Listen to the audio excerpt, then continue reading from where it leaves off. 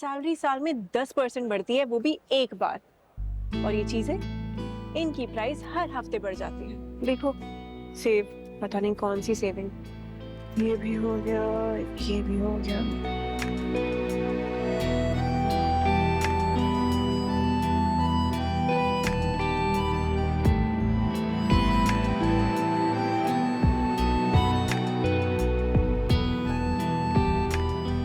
Ma'am आपका card charge नहीं हो रहा है, तो आप मुझे कैश दे दें।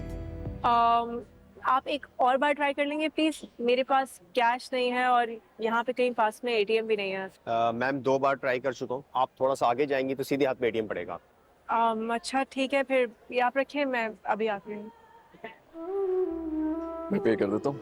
आप नहीं नहीं, हाय, it's perfectly fine.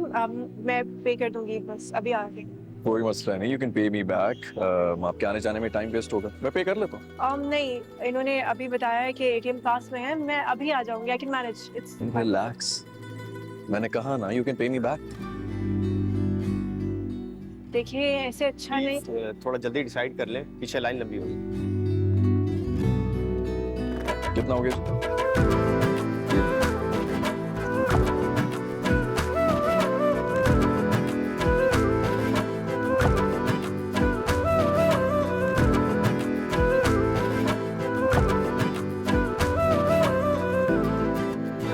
Thank you.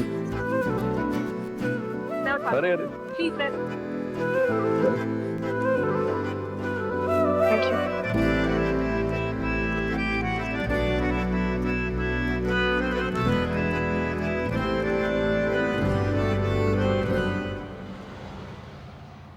ये लीजिए।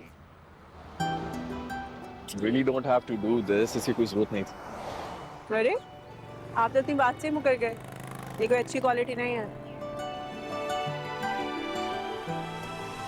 Thank you. अब याद है लास्ट टाइम मैंने क्या कहा था? लोगों को एक ही मुलाकात में जज करने वालों को मैं भी जज करता हूँ।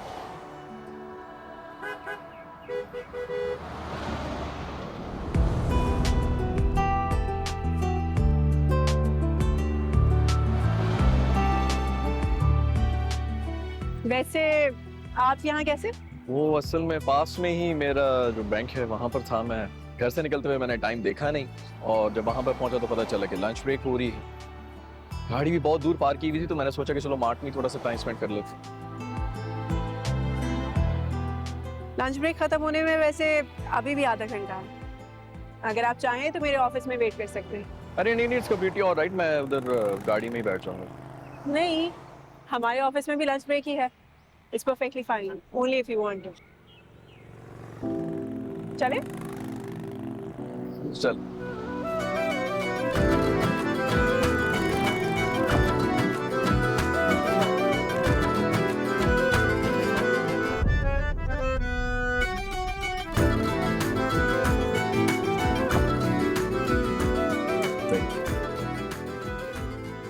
Thank you. मैडम आप बताइए। प्लीज सर से पूछ लीजिए। नहीं नहीं कुछ भी नहीं, थैंक यू। अरे क्यों नहीं, प्लीज। देखिए अल्लाह ने मुझे फॉरेन फेवर रिटर्न करने का मौका दे दिया। अरे मैंने कोई फेवर थोड़ी दी थी, मैं तो सिर्फ केयर करने का जेस्चर दिया था। आपकी जगह अगर कोई और भी होता ना तो मैं ऐसा ही करता। चलें, आप इसको फेवर कह लें या फिर हेल्प, मेरी बात का मतलब तो आप समझ गए। देखिए, अगर कोई काम इस नीयत से किया जाए कि उसका अजर मिलेगा तो इसका मतलब है कि नीयत में ही खोट था। आ जाए। एक्सक्यूज मी मैम, मैम ये अमार टेक्सटाइल की ईमेल का रिप्लाई है। आप बॉडी चेक करके प्रूव कर दें, गाड़ी से अंदर रिप्लाई। अच्छा, इसकी लैंग्वेज चेंज कर दीजिएगा। Never sound too needy to respond to queries, right? There you go. Thank you.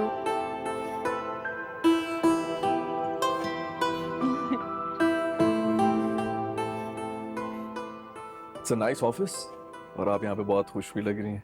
शायद इसीलिए कल अपने करियर को लेके आप इतना क्लियर थी।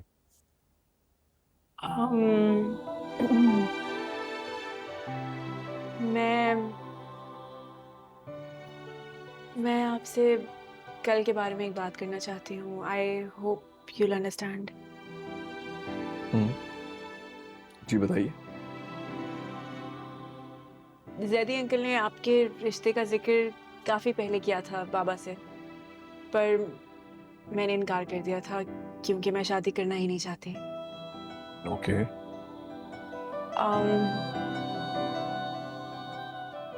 सी मैं ये नहीं चाहती थी कि आपका या आपकी फैमिली का टाइम वेस्ट हो। ये रिश्ता बुलाने का मेरा सिर्फ एक ही मकसद था कि मैं अपनी बहन के ससुराल में शादी नहीं करना चाहती। आप इसे मेरी जिद समझ लें या फिर मेरे बहनोई चाहते हैं कि मैं उनके कजिन से शादी करूं, जबकि मैं ऐसा बिल्कुल नहीं चाहती। आपको लग रहा होगा कि मैंने इस रिश्ते को यूज़ किया है, बट मेरी कोई इंटेंशन नहीं थी कि मैं आपको या इस रिश्ते को यूज़ करूं। बट ट्रस्ट मी, मेरे पास कोई और ऑप्शन नहीं था, सीरियसली। नहीं, इट्स ओके, आई अंडरस्टैंड। लेकिन इफ आई मे आस्क, आपने शादी ही नहीं करनी या मेरे रिश्ते से कोई प्रॉब्लम? नहीं, मैं बस अपने बाबा की नजरों को किसी और दामाद के आगे झुकता हुआ नहीं देखना चाहती।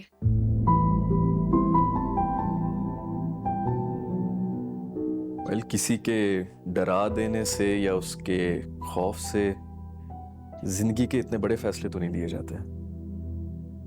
आप एक समझदार लड़की हैं और मुझे लगता है कि आपने अपने दिल और दिमाग के ऊपर जो खौफ के दरवाजे बंद किए हैं उनको दिलेरी के साथ खोलने का वक्त आ चुका है कि जिंदगी बहुत खूबसूरत है और जिंदगी में गलतियां भी होती रहती हैं।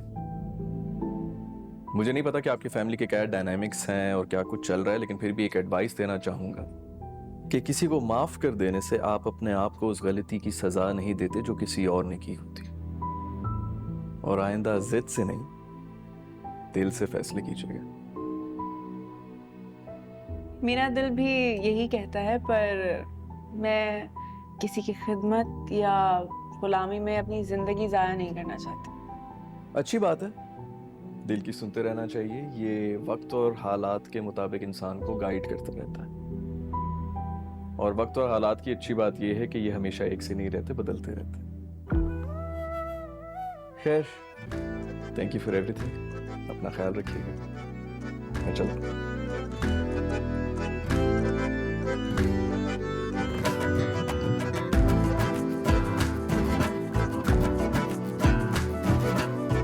जी, आपसे एक बात करनी थी। कहें। हाँ जी, आलम साहब आपसे बहुत प्यार करते हैं। आपकी फिक्र भी लगी रहती है उन्हें, बल्कि आप तीनों की। ये बाप के लिए बहुत मुश्किल हो जाता है किसी एक औलाद की खुशी को चूज करना।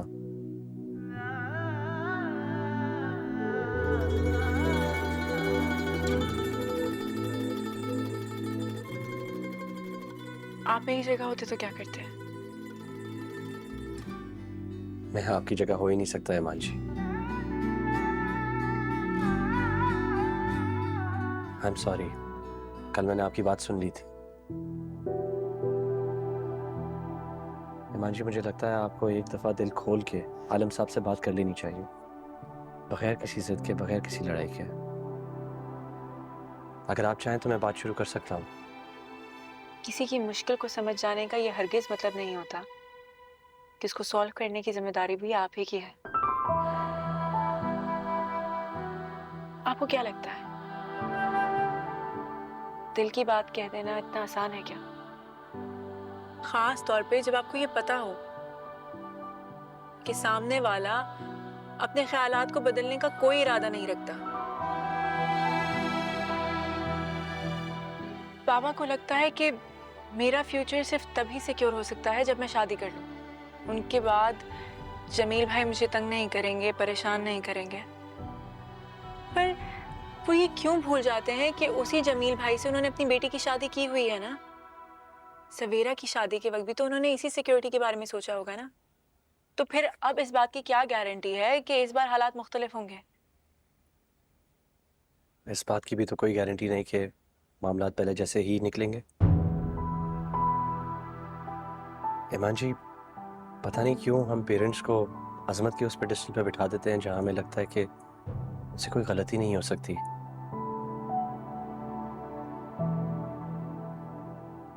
आपकी शादी को लेकर रिटेलिएशन आलम साहब को बार बार उस गलती की याद दिलाती है।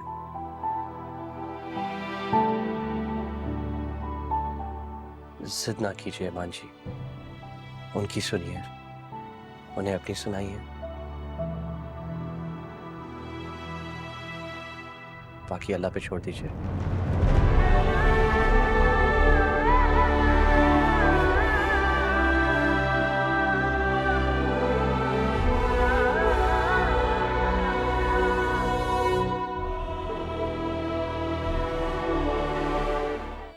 चले सब कुछ नहीं तो कुछ ना कुछ तो सॉल्व हो ही जाएगा।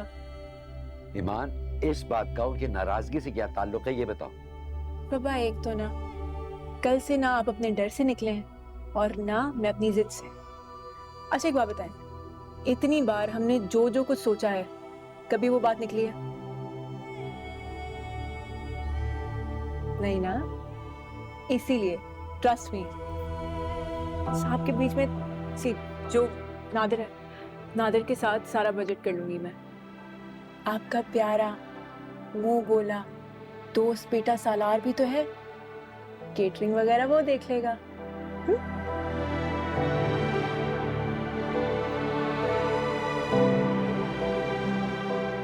अब गाड़ी के लिए काफी सारी सेविंग है मेरे पास, उसमें से बाकी इवेंट भी मैनेज हो जाएगा।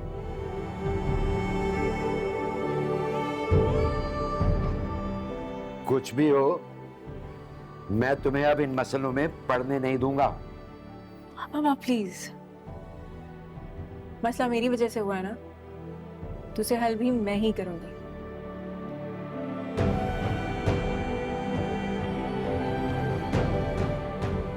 कैसे हिसाब बना के रखा, आप कुछ कहते भी नहीं इसको। आना पड़ेगा, सब इधर उधर होगा, सब कुछ।